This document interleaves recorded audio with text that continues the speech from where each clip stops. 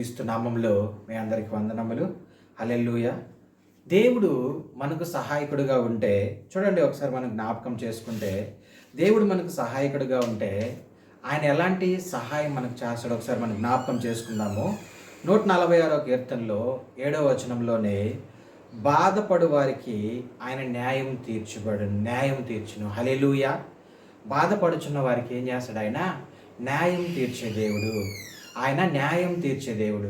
ఎలాంటి బాధ అని అంటే చూడండి, మనము బాధ అని అనగానే మనకు ఈ లోకంలో మనము అనేక సమస్యల మధ్య మనం ముందుకు వెళ్తూ ఉన్నప్పుడు నువ్వు ఏ బాధలో ఉన్నా, ఏ దుఃఖంలో ఉన్నా, ఏ కష్టంలో ఉన్నా, ఏ సమస్యలో ఉన్నా ఒక ఆయన అయితే ఉన్నాడు.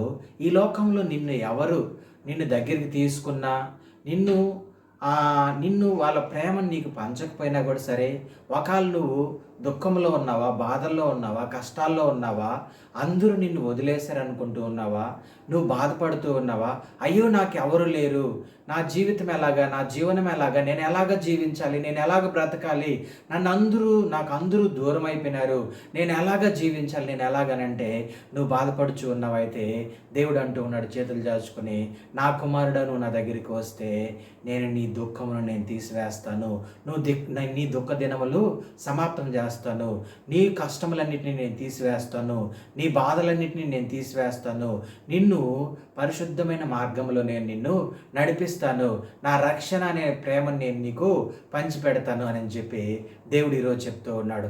అయితే నువ్వు జ్ఞాపకం చేసుకోవాల్సింది ఏంటి అని అంటే నువ్వు బాధపడుచు ఉన్నావేమో. ఎలాంటి బాధ అంటే చూడండి, ఇజ్రాయెల్ ప్రజలకి ఐగుప్తుల్లో వాళ్ళు బాధపడేవారు. అక్కడున్న కష్టమును బట్టి, అక్కడున్న ఆ పరో బానిసత్వం బట్టి వాళ్ళు కష్టపడేవారు.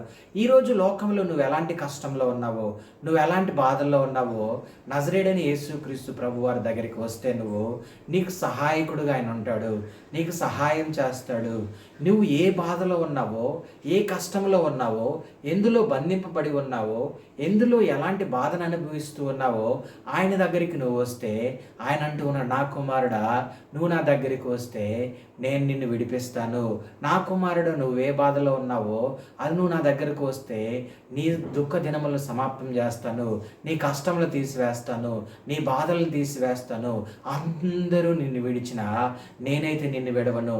నేను నీకు ఆ ప్రేమను పంచుతాను, నేను నీకు రక్షణ మార్గమును చూపిస్తాను, నేను నీకు పరలోక సంబంధమైన రుచిని చూపిస్తానని చెప్పి దేవుడు చెప్తూ ఉన్నాడు. అయితే నువ్వు జ్ఞాపకం చేసుకోవాల్సింది ఏంటంటే, నీవు ఏ బాధలో ఉన్నా దేవుని దగ్గరికి వచ్చి మోకరించి ప్రార్థన చేయి. దేవుడు నీ బాధలు తీసివేస్తాడు.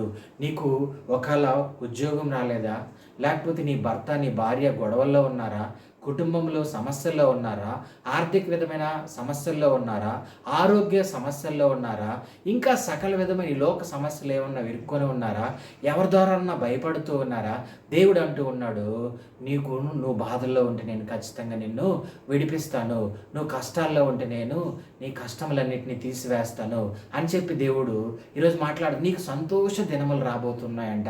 నీ దుఃఖ దినములన్నీ తీసివేసి ఆయన సంతోష దినములు నీకు ఇవ్వాలనుకుంటూ ఉన్నాడు. అయితే నువ్వు ఒకటి చేయాలి, నమ్మకమైన వ్యక్తిగా ఉండాలి, విశ్వాసంతో ఉండాలి, దేవుని యందు ప్రేమ కలిగి, దేవుని ప్రేమను ధరించుకొని, దేవుని ప్రతిష్ఠించుకుని దేవుని మార్గంలో నువ్వు వెళ్తూ ఉన్నప్పుడు నీకెన్ని సమస్యలు వచ్చినా నువ్వు జీవం కలిగిన దేవుని కలిగి ఉన్నావని ఎరిగి ఆయన మార్గంలో నువ్వు వెళ్తే ఖచ్చితంగా నీ బాధలన్నిటిని ఆయన తీసివేస్తాడు. చూడండి, ఐగుప్తులో ఉన్న ఇజ్రాయెల్ ప్రజలకి అనేక కష్టాలు 430 సంవత్సరాలు అనుభవిస్తే దేవుడు వాళ్ళు 40 రోజుల్లో నడవలసిన ప్రయాణాన్ని 40 సంవత్సరములు చేసుకున్నా కూడా సరే, వాళ్ళు వేసుకున్న షర్ట్ కానీ వాళ్ళు వేసుకున్న చూపులు కానీ అరిగిపోలేదంట, ఆ బట్టలు మాసిపోలేదంట. అంటే ఎంత గొప్ప దేవుడు ఒకసారి జ్ఞాపకం చేసుకోండి. వాళ్ళు కష్టపడలేదు కానీ వాళ్ళకి 3 పూట్ల భోజనం ఇచ్చాడు. వాళ్ళు కష్టపడలేదు, వాళ్ళు పండించలేదు కానీ వాళ్ళకి పంటను ఇచ్చినాడు. వాళ్ళు కట్టన పొరమల్ని దేవుడు వాళ్ళని తీసుకెళ్ళాడు. హల్లెలూయా. అయితే దేవుడు వాగ్దానం చేశాడు, కనాను పాలు తేనెలు ప్రవహించే దేశం ఇస్తానన్నాడు. అలాంటి దేశంని వాళ్ళకి ఇచ్చి దేవుడు వాళ్ళని ముందుకు నడిపించాడు. అయితే ఈరోజు నీకు నాకు దేవుడు అంటూ ఉన్నాడు, నీకు మరీ శ్రేష్టమైన పరలోకమును నీకు ఇస్తానంటూ ఉన్నాడు. హల్లెలూయా. ఈ లోక ఐశ్వర్యముల కన్నా కూడా పరలోకమే మనకు గొప్ప నిధి.